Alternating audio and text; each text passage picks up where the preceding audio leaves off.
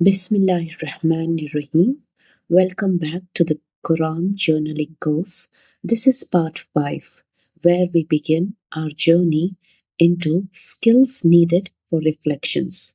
That is Tadabbur of the Quran.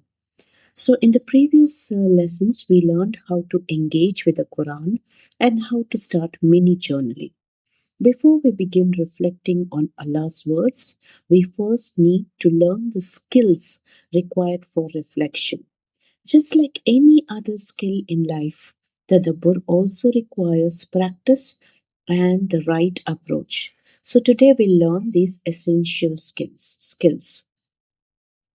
The skills required for reflection, there are three important skills. The first one being asking questions. In fact, asking questions makes up almost half of the process of reflection.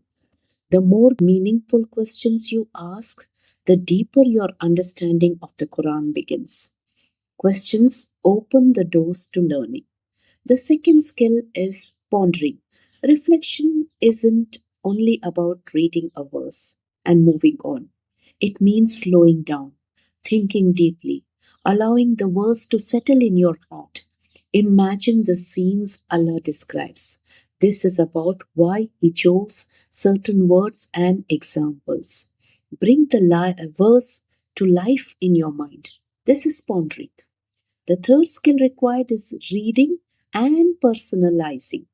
Once you've understood the meaning of a verse, ask yourself, why is Allah telling me?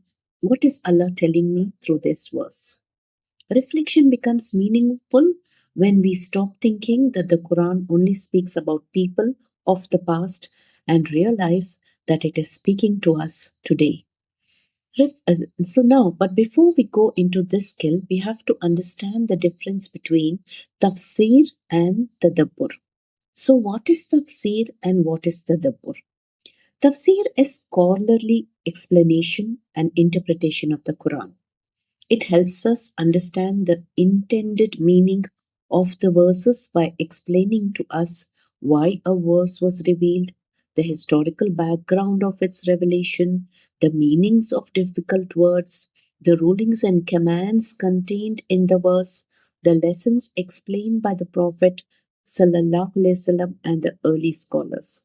And tafsir is written by qualified scholars who rely on authentic sources from the Quran, Sunnah, and the understanding of the companions. So, when studying a verse, always begin by consulting an authentic tafsir. However, don't read tafsir books from cover to cover like a novel. Instead, use them as a reference whenever you're studying a particular verse or page or passage. Their purpose is to help you understand the context before you begin reflecting. So, now what is tadabbur? Tadabbur means engaging with the Quran intellectually, emotionally, and spiritually. It is the process of extracting lessons, guidance, and reminders that can be applied directly to your own life. Unlike tafsir, tadabbur is not limited to scholars. Every Muslim can reflect upon the Quran, provided that their reflections remain within the correct understanding of Islam and are built upon authentic meanings, not personal interpretations that contradict the Quran or Sunnah. Reflection is not inventing new meanings, okay?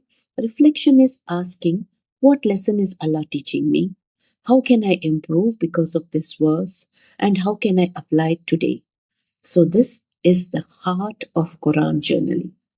So, reflection begins with questions. Always remember, questions are the key to reflections. The more thoughtful your questions, the deeper your reflections become. So, some examples we can ask as questions. Why did Allah mention this here? Why was this verse revealed? What is the connection between this verse and the previous one? Why did Allah choose this particular example? Why did Allah mention this animal or object? What lesson should I take from this verse?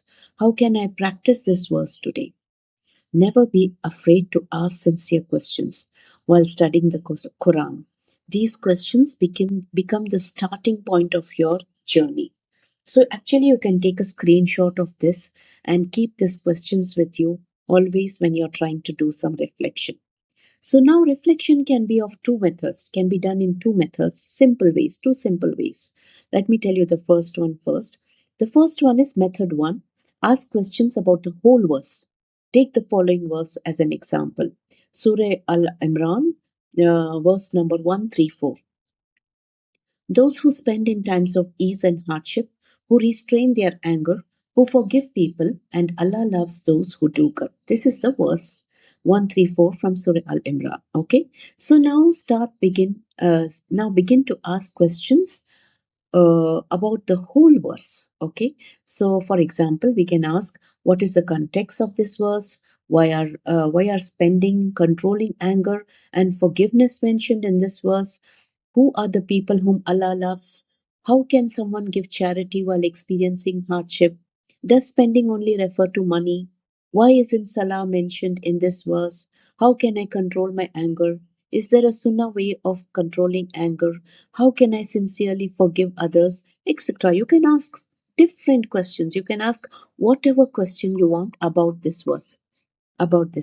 And then each question will open a door to learning. Okay, so this is the method one where you ask the questions directly to the verse. The second way is break this verse. Break the verse into simple parts. Okay, like for example, you can make it into like phrases. Okay, this verse you can the first phrase here in this verse is those who spend in times of ease and hardship. Ask, what does spending include? Can I give something beside money? How can I give even during difficult times? A second question, who restrains their anger? So ask, what practical steps did Prophet ﷺ teach us to control anger? What usually causes my anger? Then for the third phrase, who forgive people? Ask, why is forgiveness so beloved to Allah? How did the Prophet ﷺ forgive those who hurt him? Then for the fourth phrase, Allah loves those who do good. What qualities make someone beloved to Allah? Am I striving to become one of these people? So, by reflecting on each phrase separately, you'll often discover many more lessons than if you study the verse as a whole. Then, your next step, write down these reflections. Once you have found the answers using authentic sources and your own imagination, write them in your journal. Write the lessons you have learned, the changes you want to make in your life, and one practical action which you will implement today itself. So, finally make a dua. Ask Allah to help you understand His book, benefit from it, and live according to it. Knowledge without action brings little benefit. So you have to act. You have to start today. You have to start now. Reflection should always lead to transformation. Next step and most important step is share what you learn. Once you're confident that your understanding is based on authentic knowledge, share it with others. Teach it to your family, discuss it with your friends, share it in your study circles.